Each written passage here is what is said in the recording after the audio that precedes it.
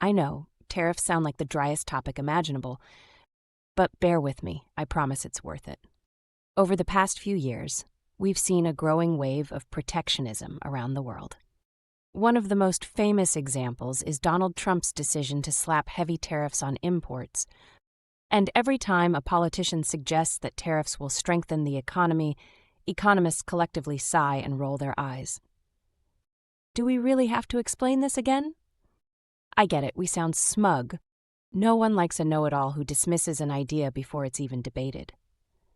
But the reason economists are so tired of this topic is that, for us, tariffs are like arguing whether the earth is flat. It's settled. Tariffs hurt economies, especially the country that imposes them. So if tariffs are so obviously bad, why do politicians keep bringing them up? And more importantly, why do so many voters seem to agree? Let's settle this once and for all. We'll break down why tariffs don't work, using Trump's trade war as an example, and by the end, I hope to hammer the final nail in the tariff coffin. Tariffs are taxes on imported goods.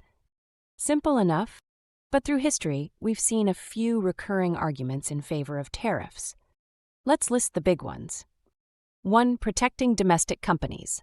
Foreign companies supposedly play dirty, lower wages, weaker environmental laws, and our domestic companies need protection.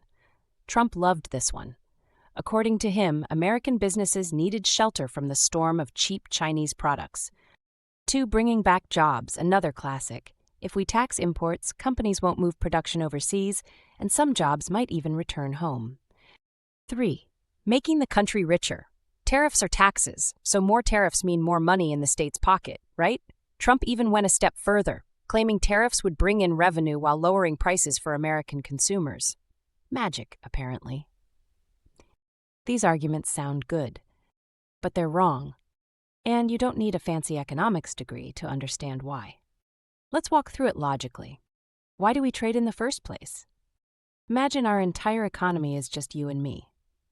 We have 2 jobs to choose from, fishing or gathering nuts. If we're both equally skilled, there's no reason to trade. But say I live near the water and fish faster, while you've got bigger hands and gather more nuts.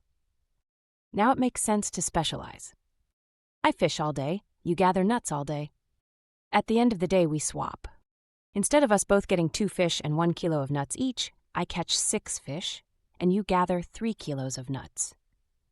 We trade, and suddenly we both end up with 3 fish and 1.5 kilos of nuts each. We're richer. Trade isn't charity, it's efficiency. The same logic applies to countries. The US is better at producing machines and tech. China is better at textiles and clothes. If the US tries to make all its clothes domestically, it has to take resources away from what it's good at, tech. That's stupid. Instead, they swap US machines for Chinese clothes. Everyone wins. How do tariffs enhance trade and welfare? Short answer, they don't. Let's say the US puts tariffs on Chinese clothes. Prices go up. Maybe Trump thought China would pay for it. But what actually happens? Chinese suppliers raise their prices, and guess who pays? You, the consumer. Now China can also sell to Europe instead. And they might slap tariffs on US goods in retaliation. So suddenly US tech exports drop too. Sure, maybe the US starts making its own clothes again. But where do the workers come from? They were already doing higher value jobs in tech. Now you're pulling skilled workers into low productivity textile factories. Same number of jobs, worse jobs, higher prices. Everyone loses. Let's check back in with those classic pro-tariff claims. 1. Helping domestic companies? Nope, you just trap workers in less productive jobs. 2. Bringing back jobs? Also no, you're just reshuffling the deck, moving jobs to less valuable sectors. 3. Making the country richer? Not even close. Consumers pay more, exports drop, and the economy becomes less efficient. Tariffs are basically a very expensive way to make yourself poorer. Okay, that was the logic. But what does the research say? We've actually tested this in the real world under Trump's trade war. Studies by economists Amity, Redding, and Weinstein, 2019, showed that 100% of Trump's tariffs were passed on to U.S. consumers through higher prices. Another study by Fogelbaum et al., 2020, found that Trump's tariffs cost the average U.S. household $460 per year without creating any net job gains. And if you need a historical example, look at the Smoot-Hawley tariffs from 1930. The idea was to protect U.S. farmers. Instead, it triggered a collapse in global trade and made the Great Depression even worse. So why do politicians still talk about tariffs? Because they sound good. Jobs, patriotism, sticking it to China. It plays well in speeches, but it doesn't work.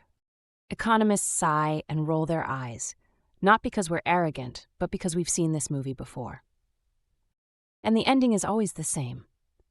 So next time you hear a politician promising that tariffs will make your country rich, check your wallet. Chances are it's getting thinner